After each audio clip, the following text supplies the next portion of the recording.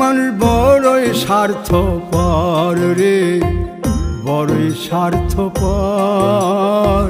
বুকের মাঝে জায়গা দিলে যতন কইরা ভাঙ্গে রে অন্তর। মানুষ বড়ই স্বার্থপর রে, বড়ই স্বার্থপর।